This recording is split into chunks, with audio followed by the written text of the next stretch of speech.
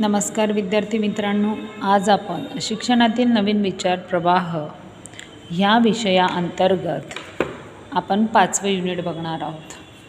आपलं जे 5वं युनिट आहे ते शिक्षणातील नीतितत्वे व शिक्षकांसाठीची आचारसंहिता, अध्यापन एक व्यवसाय याच्याशी निगडित आहे. तर ह्या युनिटच्या माध्यमातून आपण शिक्षणातील जे नीतितत्वे आहे त्याची माहिती, संकल्पना, अर्थ, गरज, महत्त्व, नीतितत्वे कोणती आहेत आणि शिक्षकांनी कसं राहायला पाहिजे, कसं नाही राहायला पाहिजे याच्याबद्दलची माहिती आपण याच्यामध्ये पाहणार आहोत. त्याच्यानंतर शिक्षकांसाठीची आचारसंहिता, संकल्पना, अर्थ, गरज, महत्त्व आणि आचारसंहिता पाहणार आहोत. आणि अध्यापन एक व्यवसाय ह्याची जी संकल्पना आहे किंवा व्यवसायाविषयीची जी निष्ठा असते, अध्यापन व्यवसाय कशा पद्धतीचा आहे, त्याचा सामाजिक दर्जा कसा आहे ह्याच्याबद्दल आपण व्यवस्थित माहिती अभ्यासणार आहोत. शिक्षणातील नीतितत्वे.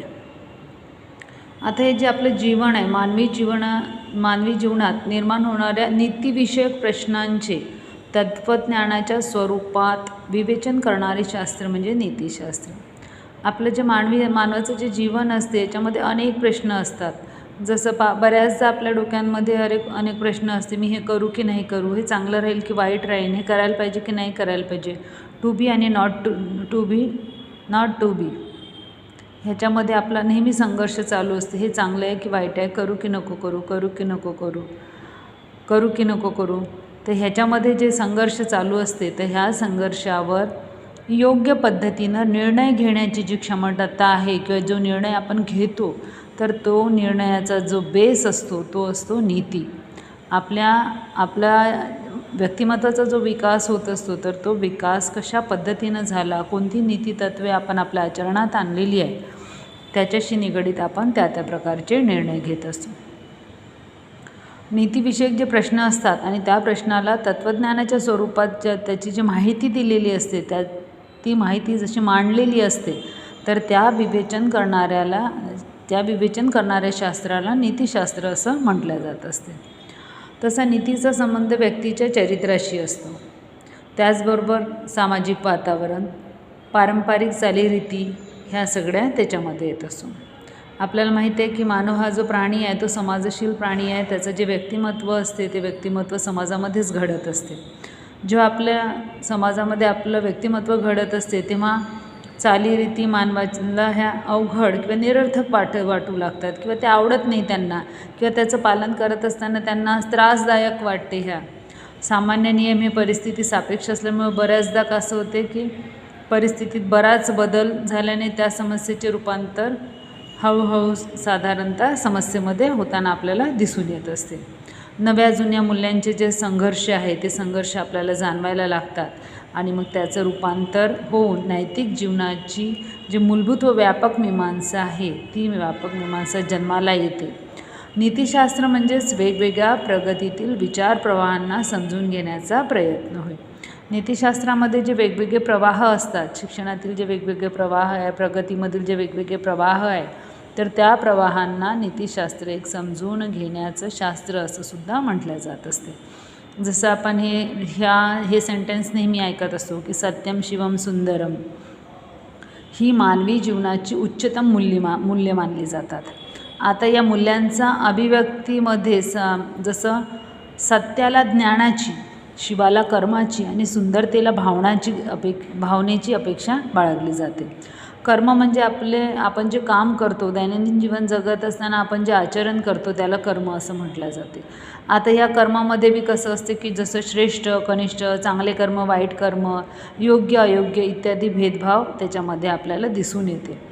हे जे कर्म आहे आणि ह्या कर्माची जी पायरी आहे ती नैतिकतेची प्रथम पायरी असं मानलं जात असते. सामाजिक व ऐतिहासिक दृष्टिकोनातून विचार करणाऱ्यांनी कोणत्या प्रसंगानुरूप कोणत्या गोष्टी जाणीवपूर्वक कराव्यात व कोणत्या गोष्टी करू नये हे सुनिश्चित करण्यासाठी एक आचारसंहिता बनवलेली असते. तर ती आचारसंहिता नीतिशास्त्रच तयार करत असते. मूल्यशास्त्राचाच एक विभाग म्हणून नीतिशास्त्राकडे सुद्धा पाहिलं जात असते. जसं नीतिशास्त्र हे केवळ तात्विक शास्त्र नसून ते व्यावहारिक शास्त्र आहे असं सुद्धा म्हटलं जात असते. मानवी जीवनाशी त्याचा निकटचा संबंध असतो. मानवाच्या वैयक्तिक आणि सामाजिक जीवनात वेगवेगळे कर्तव्य आहे, वेगवेगळे अधिकार आहे. ह्या सगळ्या धाग्यांनी आपला एक जीवनपट तयार झालेला असतो. नीतिशास्त्र या जीवन सागराचे साकल्याने विचार हा याच्यामध्ये आपल्याला केलेला आढळून येत असतो. नीती ही कर्मावर आधारित असून त्या संबंधीच्या धारणेवर सुद्धा ती अवलंबून असते. जीवनाचं अंतिम ध्येय मोक्ष आहे असं आपण नेहमी ऐकत असतो की मोक्षप्राप्ती झाली पाहिजे, चांगले कर्म करा. त्याच्या प्राप्तीसाठी आपण वेगवेगळे मार्ग अवलंबत असतो आणि हे मार्ग आपण वेगवेगळ्या पद्धतीतून अवलंबत असतो. ह्या पद्धतीला, या अभ्यासाला नीती असं सुद्धा म्हणलं जात असते. जसं भारतीय नीतिशास्त्र ही कर्तव्यमीमांसा आहे.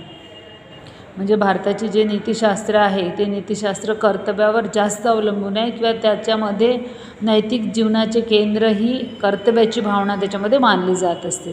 कर्तव्याचा अर्थ आहे सापेक्ष, निरपेक्षता, अधिकार. या भेदानुसार कर्तव्य भिन्नता याच्या तत्त्वज्ञानाचा याच्यामध्ये समावेश होताना आपल्याला आढळून येतो.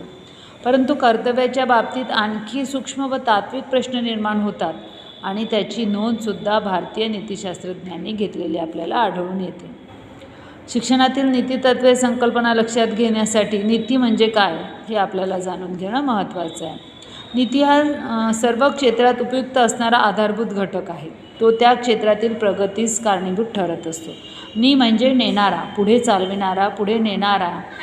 नी या धातूवरून नीती शब्द बनलेला आहे. नीती या शब्दात सदाचार, सद्विवेक बुद्धी, सत्प्रवृत्ती, सत्य, अहिंसा या गुणांचा समावेश होत असतो. नीतीच्या संदर्भात सामाजिक शास्त्रसुद्धा आपल्याला आढळून येते. त्याच्यामध्ये आपल्याला माहिती आहे की आपल्या समाजात विविध क्षेत्रात सर्वांगीण विकास घडवून आणण्यासाठी वेगवेगळ्या क्षेत्राच्या माध्यमातून वेगवेगळ्या ज्या संस्था आहेत त्यांची रचना आपल्याला केलेली आढळून येते. उदाहरणार्थ शैक्षणिक, धार्मिक, राजकीय इत्यादी. म्हणजेच प्रत्येक व्यक्तीला समाजात कसे वर्तन करावे हे निश्चित करण्यासाठी जे नियम अथवा बंधने केलेली असतात त्यांना नीती असं म्हणता येईल. मानवी समाजाला उच्चत्वाला नेणारे नियम म्हणजे नीती असं खांडेकरांनी सुद्धा म्हटलेलं आहे. नीतितत्वामध्ये आचारसंबंधी नियमांचे तत्त्वांची मीमांसा केलेल्या जाते. याच्यामध्ये तत्त्वाच्या आधारे समाजाचा विकास कसा झाला पाहिजे, व्यक्ती व समाज यांची ध्येयदृष्टी कशी असायला पाहिजे, त्यांच्या आचारधर्माचे नियंत्रण करणे, त्यांना मार्गदर्शन करणे हे नीतिशास्त्राचे मुख्य कार्यसुद्धा समजलं जाते किंवा मानलं जातं.